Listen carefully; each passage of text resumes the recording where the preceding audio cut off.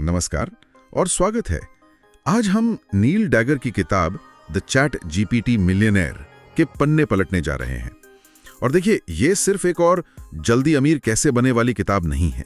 इसके बजाय ये एक ब्लूप्रिंट की तरह है जो एक बहुत बड़े बदलाव की तरफ इशारा कर रहा है, एक माइंड रेवोल्यूशन। तो आज हमारा मिशन साफ है।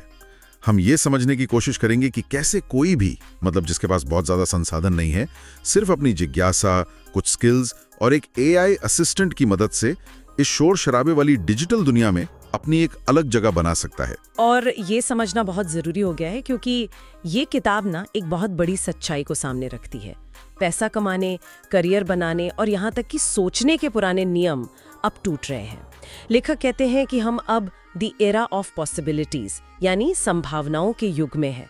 तो आज की हमारी इस पड़ताल में हम यही जानेंगे कि इस नए खेल के नियम क्या है और कोई भी खिलाड़ी इसमें जीतने की रणनीति कैसे बना सकता है। ठीक है, तो चलिए इसे खोलते हैं। किताब का जो पहला और शायद सबसे बुनियादी आइडिया है वो ये है कि अब दौलत बनाने के लिए आपको किसी आलीशान ऑफिस या लाखों की लागत की जरूरत नहीं है। आपके पास बस एक लैपटॉप, एक ठीक-ठाक इंटरनेट कनेक्शन और सबसे बढ़कर सही नजरिया होना चाहिए। बिल्कुल। और इस नए युग के एपी सेंटर में यानी केंद्र में है चैट जीपीटी। यहाँ दिलचस्प बात यह है कि किताब इसे सिर्फ एक बहुत होशियार चैटबॉट की तरह नहीं देखती। वो नजरिया बहुत सीमित होगा। इसके बजाय इसे एक ऐसे पार्टनर की तरह देखा गया है जो आपके साथ मिलकर काम करता है। हाँ, और यही बात मुझे सोचने पर मजबूर करती है। किताब में इसके लिए कुछ भारी भरकम शब्द इस्तेमाल किए गए हैं। डिजिटल पार्टनर, थिंकिंग कंपेनियन, यहाँ तक कि साइलेंट मेंटोर भी। क्या ये सिर्फ मार्केटिंग के लिए इस्तेमाल किए गए आकर्षक शब्द हैं या इसका कोई गहरा मतलब है? वेने, इसका मतलब बहुत गहरा है। सोचिए, ये एक ऐसा टूल है जो सिर्फ आपके सवालों का जवाब नहीं दे रहा है। ये सोचने की प्रक्रिया में आपका एक सक्रिय भागीदार बन जाता है। किताब में एक बहुत दिलचस्प तस्वीर खींची गई है। कल्पना कीजिए कि आपका एक ऐसा बिजनेस पार्टनर है जो कभी सोता नहीं, कभी थकता नहीं और दुनिया की लगभग हर जानकारी उसके पास है। आप उसके साथ बैठकर नए आइडियाज बना सकते हैं, अपनी मार्केटिंग की रणनीति तैयार कर सकते हैं, यहाँ तक कि किसी मुश्किल क्लाइंट को ईमेल कैसे लिखना है इसमें भी मदद ले सकते हैं। ये सुनने में तो बहुत अच्छा लगता है, लेकिन किताब में एक बहुत बड़ा दावा भी है कि ये प्रोडक्टिविटी को 10 गुना तक बढ़ा सकता है। 10 गुना, ये सुनने में बहुत बड़ा दावा लगता है। क्या लेखक इसका कोई हिसाब देते हैं? मतलब ये 10 गुना की बचत कहाँ से आ रही है? समय में, पैसे में या आइडिया सोचने में? हाँ, और यही इस किताब की खासियत है। ये सिर्फ दावा नहीं करती बल्कि उसे तोड़ कर दिखाती है। वो एक फ्रीलांसर का उदाहरण देती है। एक औसत फ्रीलांसर अपना लगभग 50% समय नए क्लाइंट खोजने, उनसे बात करने और प्रपोजल लिखने में लगाता है। चैट जीपीटी उस समय को घटाकर 5% या उससे भी कम कर सकता है क्योंकि ये आपके लिए मिनटों में कस्टमाइज्ड प्रपोजल तैयार कर सकता है। बाकी 50% समय जो रिसर्च और असल काम करने में लगता है उसे भी आधा कर सकता है। तो जब आप इन छोटी छोटी बचतों को एक साथ जोड़ते हैं ना, तो नतीजा वाकई 10 गुना के करीब पहुंच जाता है। ये एक तरह से आपकी एक पूरी टीम का काम अकेले कर देता है। अरे वाह! तो ये सिर्फ तेजी से काम करने के बारे में नहीं है, बल्कि उन कामों को ही खत्म कर देने के बारे में है जो हमारा सबसे ज्यादा समय लेते हैं। और ये सीधे सीधे उस दूसरे बड़े विचार से जुड़ता है जो किताब में बार बार आता है, skills are the new gold, यानी हुनर ही नया सोना है। लेकिन सच कहूं तो ये बात तो हम कई सालों से सुन रहे हैं। एआई के आने से इसमें नया क्या है? बहुत अच्छा सवाल है और इसका जवाब ही इस किताब का असली सार है। किताब का एक सबसे चौंकाने वाला दावा ये है कि एआई के आने के बाद 10 साल का अनुभव रखने वाला एक पेशेवर और 6 महीने का अनुभव रखने वाला एक जिज्ञासु नौसिखिया दोनों लगभग एक ही लेवल पे शुरू कर सकते हैं। क्या? हाँ, एआई उस अनुभव की खाई को पाट रहा है। असली सोना अब अनुभव नहीं बल्कि सीखने की रफ्तार है। एक मिनट, ये तो बहुत बड़ा बयान है। क्या इसका मतलब ये है कि सालों का अनुभव अब बेकार हो गया है? बेकार नहीं, लेकिन उसकी परिभाषा बदल गई है। पहले अनुभव का मतलब था जानकारी जमा करना। आज जानकारी सबके पास है। अब अनुभव का मतलब है सही सवाल पूछना, चैट जीपीटी से मिले जवाबों को परखना और उसमें अपनी रचनात्मकता जोड़ना। यहीं पर स्किल मल्टीप्लायर का कॉन्सेप्ट आता है। चैट जीपीटी आपके हुनर के लिए एक टर्बो इंजन की तरह है। आपकी गाड़ी वही है, आपकी ड्राइविंग स्किल भी वही है, पर अब वो कई गुना तेज और ज्यादा दूरी तक जा सकती है। मैं ये सोचने की कोशिश कर रहा हूँ कि अगर कोई आज ही अपनी 9 से 5 की नौकरी से तंग आ चुका है और उसके पास कोई खास डिजिटल स्किल नहीं है, मान लीजिए उसे बस थोड़ा बहुत लिखने का शौक है, तो वो कल सुबह उठकर पहला कदम क्या उठा सकता है? किताब में ऐसे किसी व्यक्ति के लिए कोई शुरुआती पॉइंट है क्या? बिल्कुल है, और बहुत प्रैक्टिकल है। किताब कहती है कि उस व्यक्ति को सबसे पहले ये सोचना बंद कर देना चाहिए कि वो लेखक है।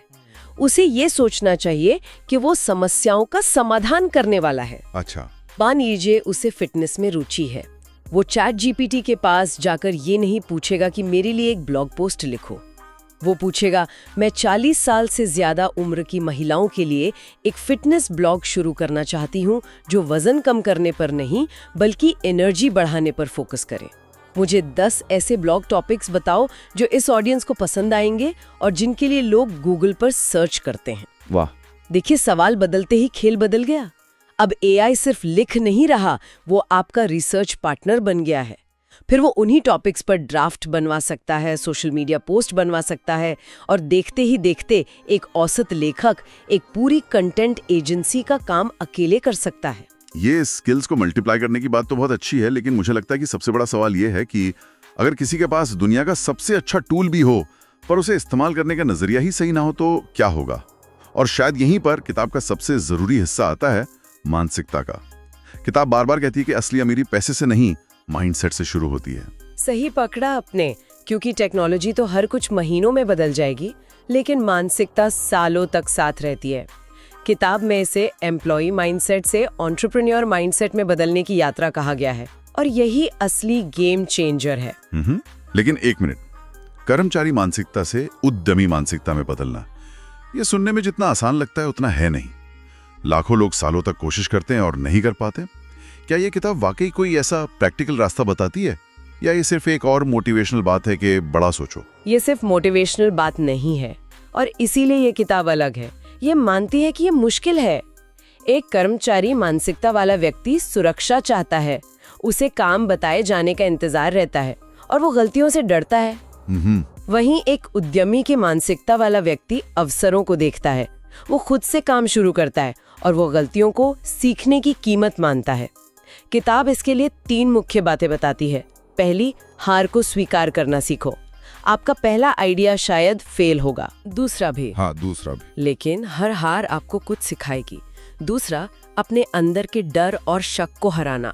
वो आवाज जो कहती है तुम ये नहीं कर सकते या तुम काफी अच्छे नहीं हो, उसे चुप कराना होगा। और तीसरा, जो आज के समय में सबसे जरूरी है, टेक्नोलॉजी को अपनाने की हिम्मत।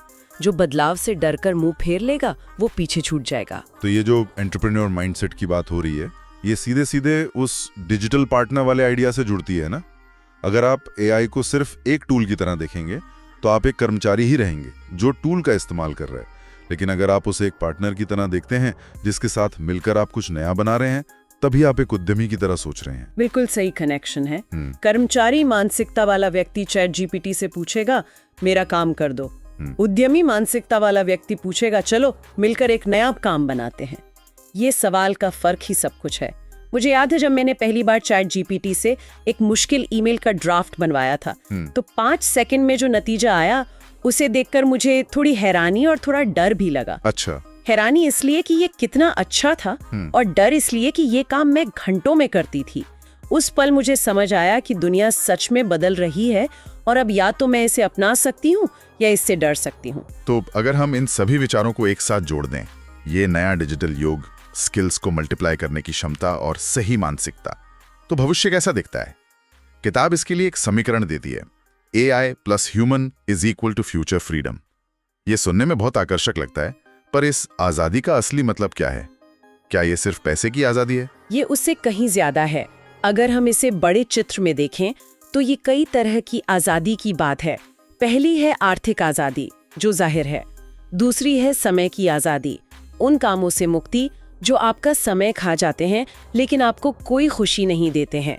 और तीसरी और शायद सबसे महत्वपूर्ण है रचनात्मक आजादी, जब आपके पास एक ऐसा पार्टनर हो जो रिसर्च, डेटा और ड्राफ्टिंग का काम संभाल ले तो आपका दिमाग बड़ी तस्वीर पर, रणनीति पर और नए आइडियाज सोचने पर फोकस करने के लिए आज़ाद हो जाता है।